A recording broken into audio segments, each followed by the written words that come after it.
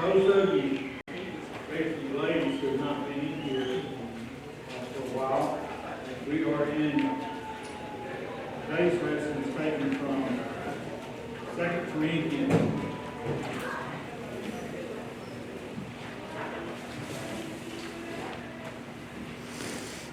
You have a book in front of you, one of these books. I don't have the others here.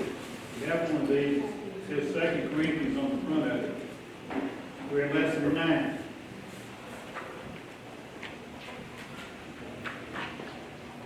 Lesson 9 begins on page 68. If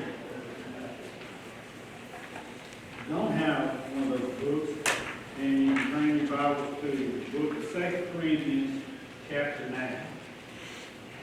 2 Corinthians, chapter 9.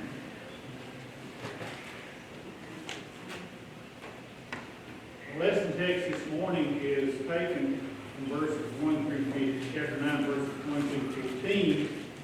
But before we get to that, we'll go back and touch on a few things from last week's lesson, which is the first part of a lesson that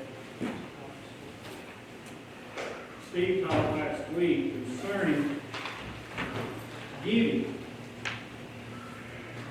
And in chapter 8, if you want to look back at that, we have a book.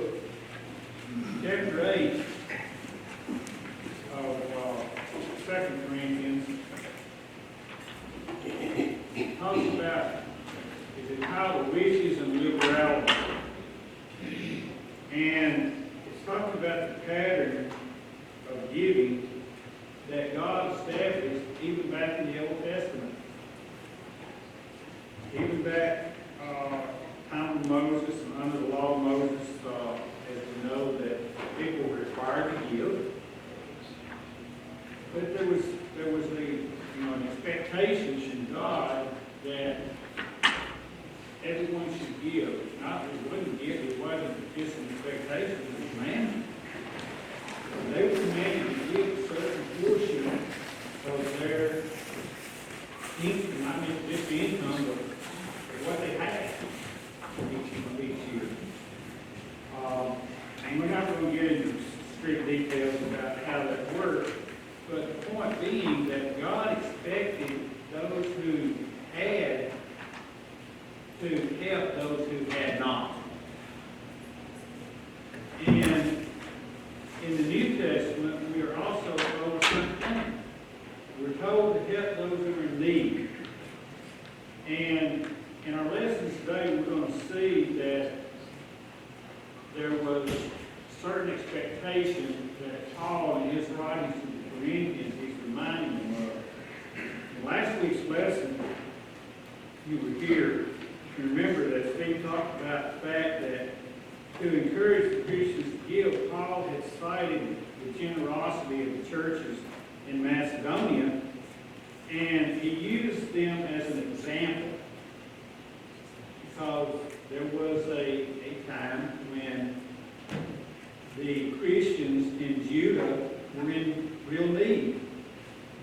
And so the Macedonians, who were also very poor people, had given out of their poverty everything that they could give and sent it to the Christians in Judea. And because of their generosity, Paul boasts about them to the Corinthians.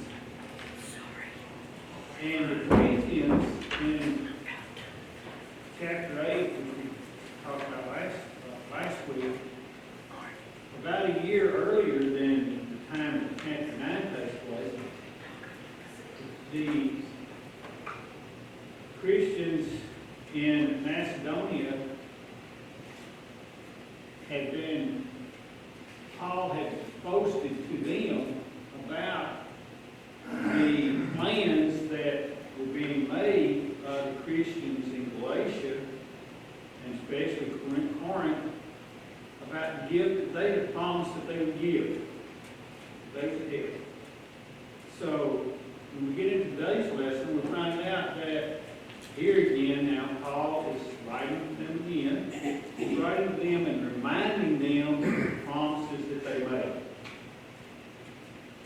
And so, you know, even though the churches of Macedonia was an example to be followed, what he was pointing out, but he had boasted to the Macedonians about, you know, the plans that were being made in Corinth and all through Galatia to return or to, you know, take up an offering that's going to be paid.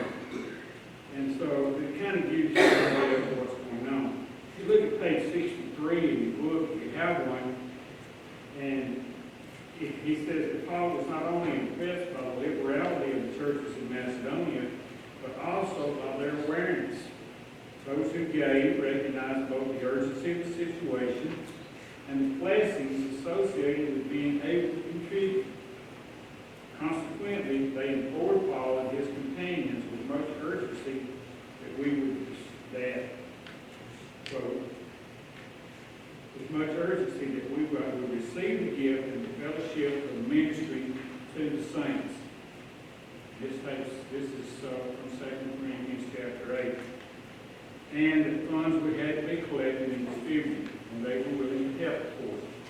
And so later on, Paul was boasting to the Macedonians about the promises that Corinth has made. So in today's lesson, we find that Paul is reminding the Corinthians of the promises that they've made, and he also tells them that so he's going to send some messengers to them. And these messengers are there to prepare that gift. They're going to go in and they're going to make sure that the gift is being prepared. So let's look at 1 Corinthians chapter 9, verses 1 through 15. And we'll read through those for the benefit of the ladies who didn't don't have a book in front of you. It says, "Now, concerning the ministry to the saints, it is superfluous for me to write to you." In other words, Paul is saying that it's not really needful for me to write to you, but it's just a reminder. It's not a command. It says, "For I know your willingness, about which I boast to you to the Macedonians, that Achaia was ready a year ago, and your zeal was stirred up the majority. Yet I have sent the brethren, lest our boasting of you should be in vain in this respect, that, as I said, you may be ready. Lest the any Macedonians come with me and find you unprepared. We, not to mention you, should be ashamed of your confident boasting." Stop here for just a minute. Paul made a boast to the Macedonians that, hey, these Corinthians, they're prepared to give a gift. As a matter of fact, they made this promise a year ago, and now they're going to do it. And so Paul is writing them a letter just kind of remind them of the promises that they made. He's also writing this letter to prepare them for the coming of his messengers, which are going to come beforehand to prepare this gift, or to make sure that it's there. Why do you think in verse 4, it says, "Lest if any Macedonians come with me and find you unprepared, we," not to mention you, "should be ashamed of the confident boasting"? Why do you suppose that he puts in this letter this particular phrase?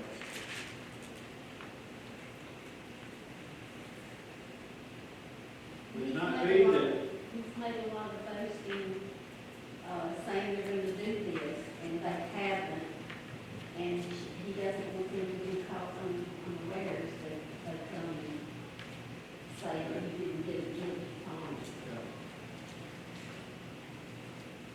Would you not be ashamed if you had promised somebody you were going to do something and you didn't do it? Should we not all be ashamed if we promise somebody we're going to do something and don't do it? Sure. That's what Paul's saying here. Paul says, now, I've been a lot of boasting. If you were going to be prepared and you were going to do this, now it's been a year since your zeal was built up and you said you would do it and you still hadn't been doing it. Now's the time to fulfill the promise that you made. Basically, that's what he's saying. Now's the time for you to do what you said you were going to do. How many of us have ever failed to keep a promise? Say, more often than we should, right? When you make a promise to someone, do you think they're counting on that promise to be carried out? No. We have an obligation, and that's what Paul is reminding us. And you made an obligation. You made a promise to someone.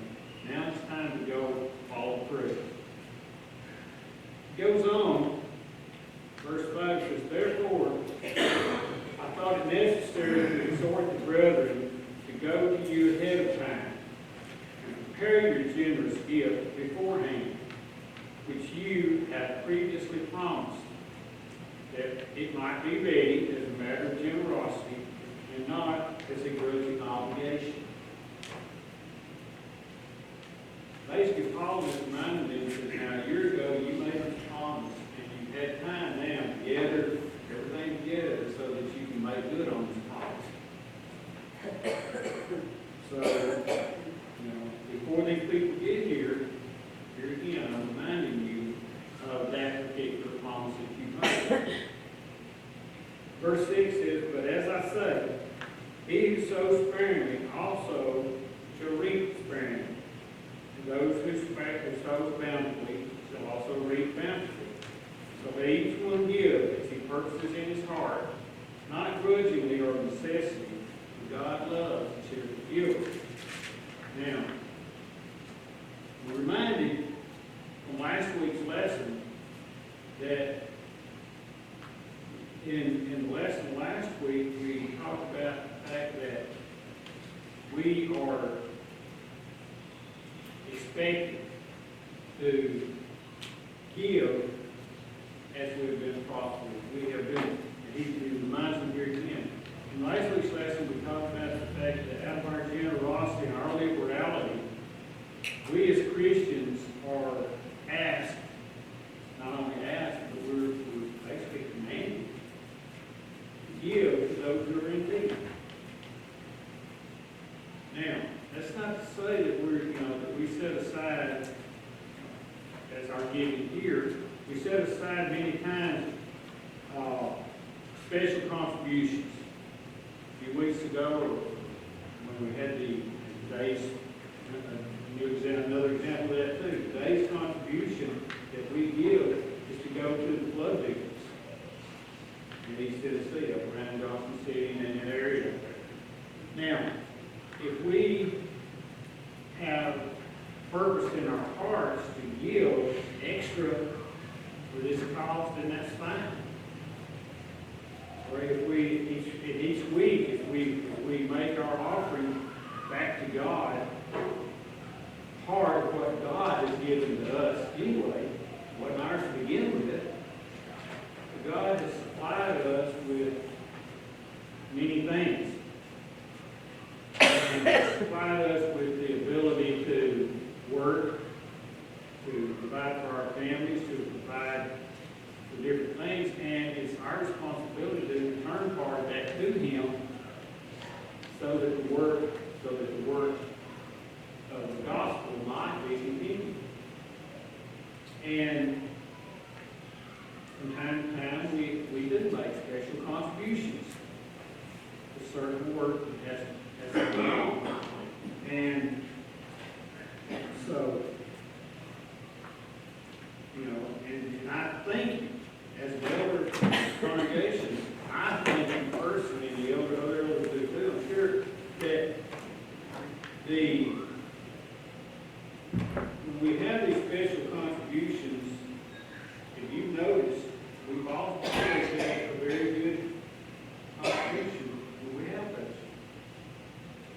people of this congregation have been very liberal with their giving, especially if it's going to a certain thing that's needful, such as flooding. But you're also very liberal in your giving weekly, so that the general work of the church might go on. And we do appreciate that. We have a blessing box outside, and people put stuff in it. The items that you put in that blessing box are not going in the trash. It's given. As a matter of fact, it's hard to keep it full. It's hard to keep that. It's hard to keep items in there because they are taken out daily. We can fill it up every day, and the next day it'll be empty. The idea is that it's there for the purpose of providing for those who need it. We have a pantry. This morning, we got a bag of food from them at the door. The idea is that we have things out of the abundance that we have, we try to help others. And sure, we would like for those people to stay for our services. Sometimes they will, sometimes they won't. That doesn't mean that we cannot help them. We do our best to help everyone we can. Sometimes we have to say no. And there, those are cases when people are trying to take advantage. Or for some reason or another, we have some other reason that we think it's better to say no than it is to, keep enabling them to continue in whatever they're in. The idea is that we give out of necessity. Anyone have any comment or question?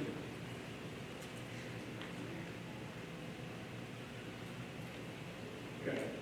Verse 8. God is able to make all grace abound toward you, that you, always having all sufficiency in all things, may have an abundance for every good work. That is written, He has dispersed abroad, He has given to the poor, His righteousness endures forever.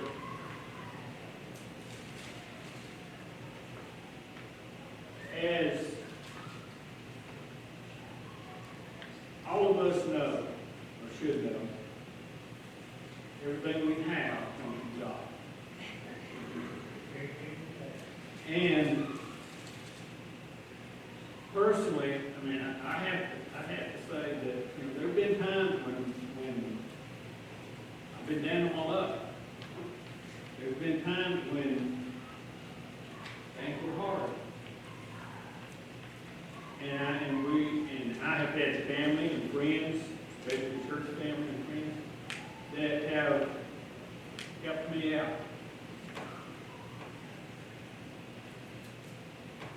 Now, why can't I help someone? When I'm able, wouldn't it not be my responsibility to help someone else?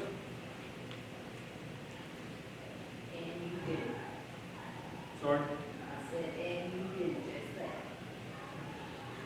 I try. But, that's what I do is, is not being boastful. The idea is that if I have the means by which to help someone out, don't I have the responsibility to do it as well? God has been good to me. And if I can help someone out, it's my responsibility to do so. Now, this is what Paul is telling the Macedonians here. He's talking not just to the Macedonians, but he's telling also the people in Corinth here. He's reminding them that now you have a promise.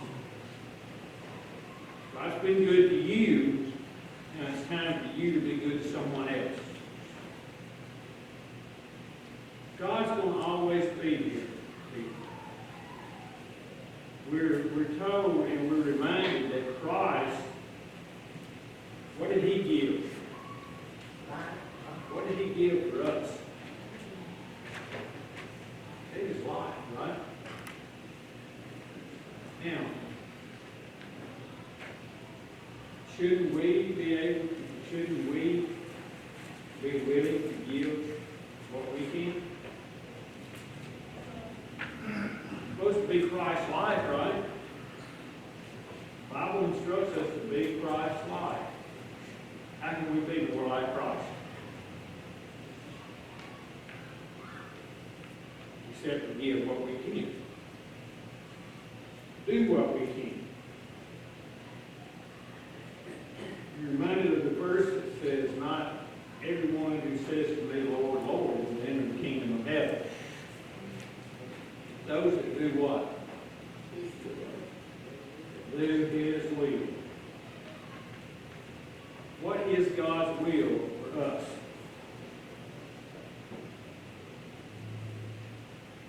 Is it not to spread the gospel? Is it not to teach His word? Is it not to help the needy? Is it not to do everything that He's told us that we need to do? Another verse I'm reminded of is, those who know to do good and do it not, sin. Does God like sin?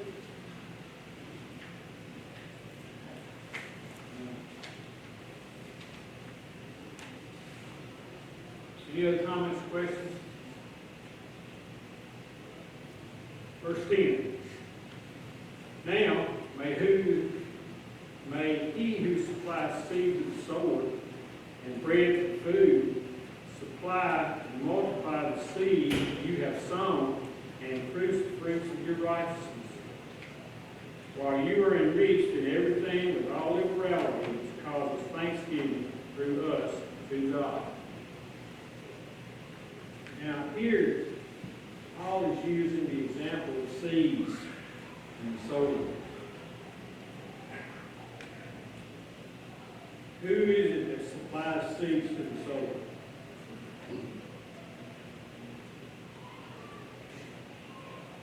Who made seeds to start with?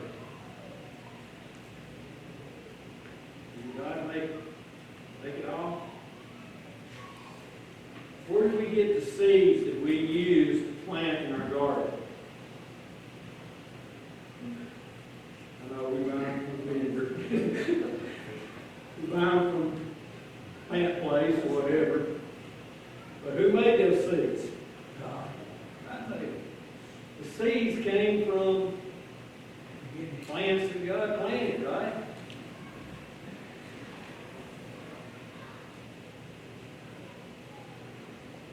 So, if we take those seeds and we plant them, what are we going to get? We're going to get a good crop, supposedly. Depending on if we plant them in good soil, we water them, we take care of them. We're going to get a good crop. But what is that crop going to give us? Besides food to eat. Are you going to give us more seeds?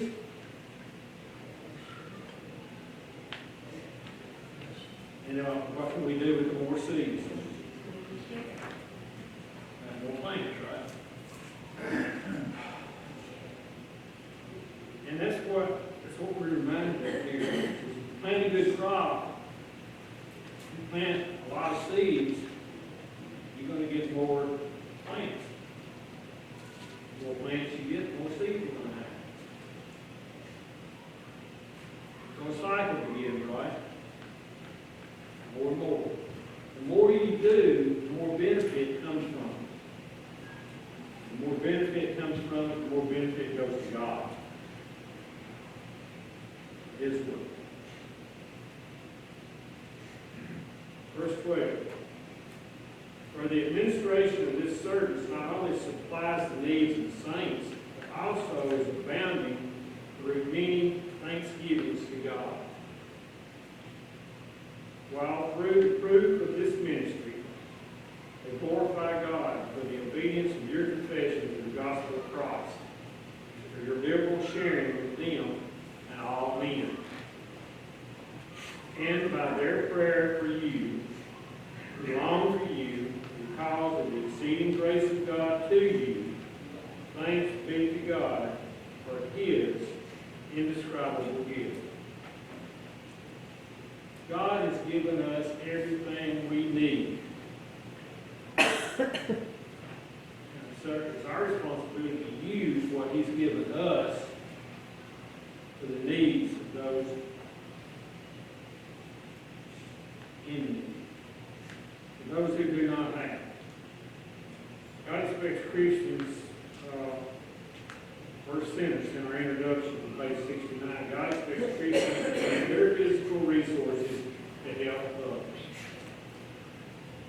Now, when we, each day that we live, you know, this principle of sowing and reaping and having a good harvest is continually taught throughout Scripture.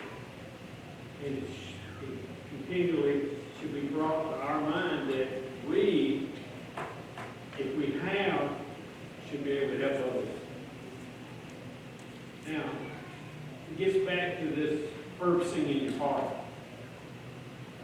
You know, we are given the responsibility to give as we've been taught.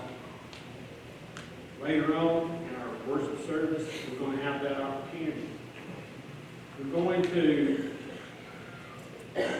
have a chance to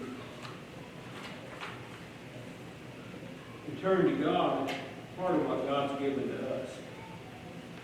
And not only is it just a responsibility, not only is it a privilege, but it's a commandment. Now, we have to decide individually how much we can give, how much we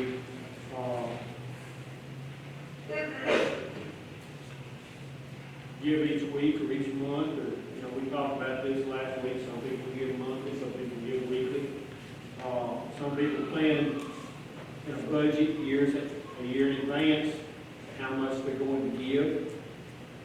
Things change, circumstances change, we know that. Sometimes we don't have as much to give. But, you know, don't ever forget the story that Jesus told about the widow's mite. How much did she give?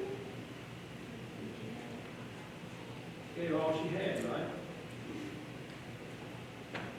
And I'm not saying that you should give everything you have. What you should do is you should think about what you can give. Remember the Macedonians, they gave out of their poverty, not out of their abundance, but out of their poverty.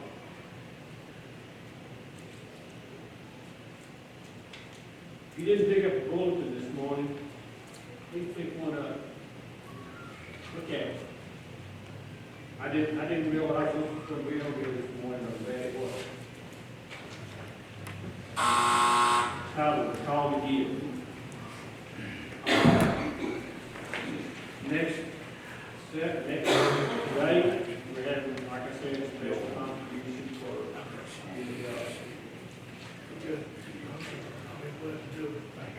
the help for those who were flooded out. These people lost their lives in that flood and storm that came through a few weeks ago. But still, it would take years for some of those people to get back in their homes. They're going to need help long after we're talking about. Sadly to say, our government is not the fastest working people in the world. So, they need help. Also, next Saturday, We have our giveaway day. It's planned. This year it's a week earlier than what it has been the last few years, but I'm scheduled. glad to do it. We want, we want to thank all those people who have given in our giveaway day. You look back here in the back and see the tables are full. There are a lot of things back there that people can use. And if you're ready, if you've been here for a while and you've worked there, so you know what goes on.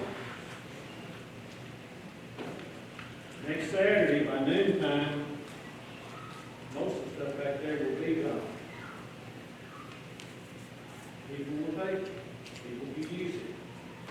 We hope that it goes to people who really need it.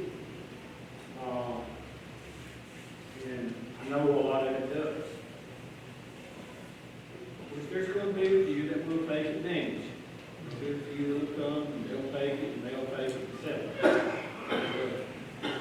Put it in a yard sale. Okay? They put it in a yard sale and they can use the money that they get from it for something else that they need. Great.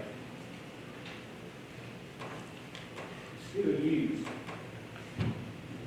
So, don't,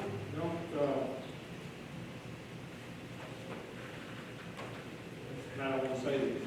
Don't begrudge or don't not give because you think it's going not to the right place.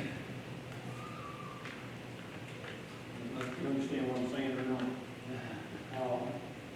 Thank you for giving. That's the main thing. We also have to think about, what do we get out of it? When you give, do you get a good feeling? I know there are people in this congregation who I have seen, and I know this happens. I've seen people take money out of their pocket and hand it to somebody. I know they're doing it because it makes them feel good. Not only it makes the person feel good to see it. Charles, you have something to So say? we're commanded to give, but it's with a promise. Give and it shall be given unto you. I mean, you don't give to get something back. But yeah, that's one of the biggest rewards you get when you help someone is you feel good. And First John 3:17, we're commanded if you have a brother or sister in need and you don't help, it says, how can God's love be in your heart? And that makes it pretty hard. So I'm not going to be guilty of that. Yeah. I'm not going to let a dollar bill keep me out of that. I'm not going to shoot that. There, preach something. Very good point. Given it shall be given unto you. God has always blessed His people. That's Luke 6:38. And He blesses them even more. The more willing that they are to help others, the more willing He is to help them. We're reminded of different things like that. I want to look at page 75 in your book if you have one. The discussion questions at the bottom. We've already covered most of the stuff that's in the discussion questions. But I want to take this minute to say, what lessons can we learn from the way that God intended for the contribution to be handled?